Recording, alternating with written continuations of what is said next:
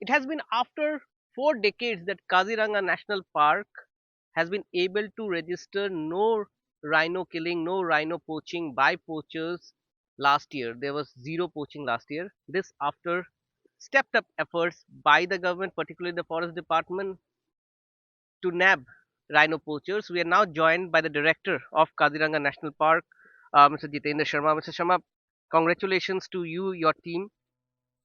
There was a time uh, about half a decade back when Kaziranga would be in the headlines for wrong reasons for rhino poachings. After 4 decades, there is no rhino poaching last year. What kind of efforts have been taken? Number two, what does it mean for rhino conservation when we speak on a global spectrum? See, it's a good news that in 2022 we had zero poaching. Earlier we had in one occasion 77, 78. There was no case of poaching. It's because primarily the efforts put by the government of Assam. Actually, our honorable chief minister has been very keen, and he was always advising. He was reviewing the situations that yes, our people, the guards on duty, the police officers, the forest officers, the higher ups also, they gear up themselves and we're really 24 into 7 were alerted all those informers the intelligence who geared up.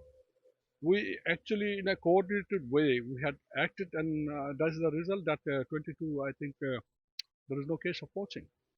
So in terms of this global conservation for these rhinoceros, we got to see that it is confined to primarily now in Kaziranga.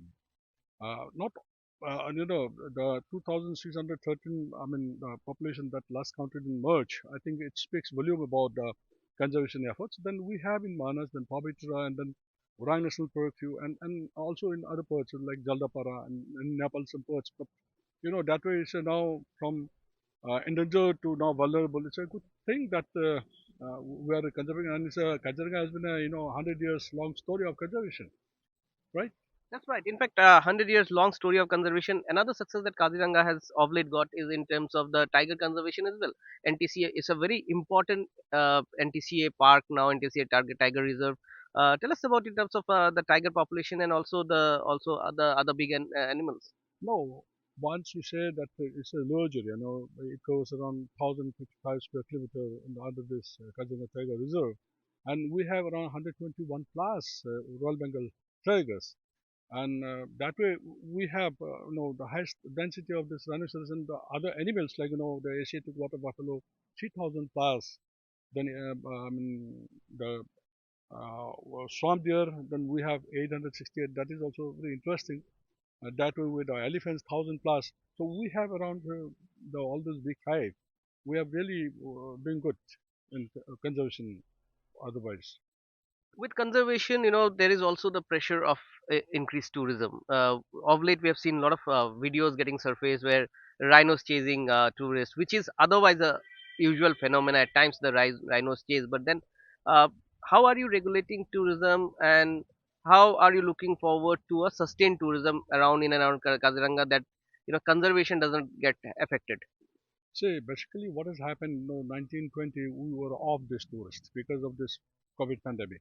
Now after 21, in 21, what happened? Large numbers of tourists, especially the domestic tourists, we got around 2,75,000 tourists. That was a record actually at the time. So now with this year, now the beginning, we have around already 1,58,000 tourists. The foreign tourists have also increased by many folds.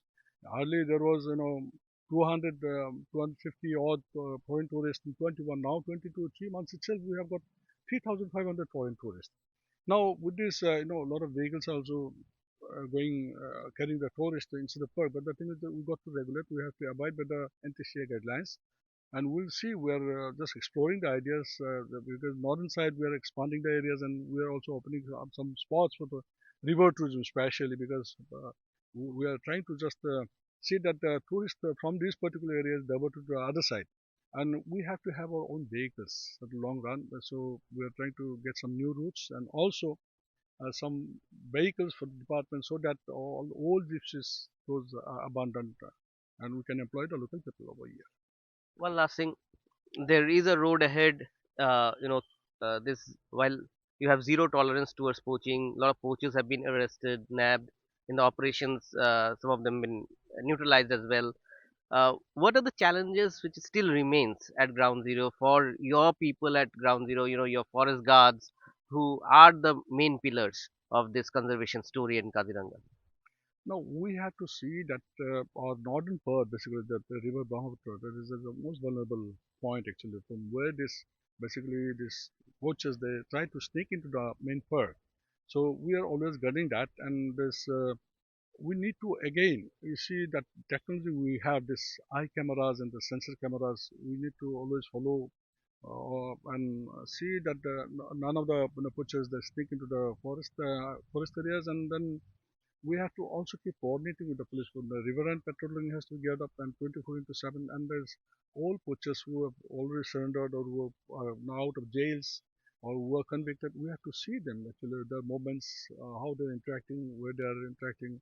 And that way we need to just keep on checking. And then that I think that it's a big challenge for 23 that we need to carry on the same momentum, and maybe that we have to more vigorous in our approach. Thanks a lot, sir. Thank Thanks.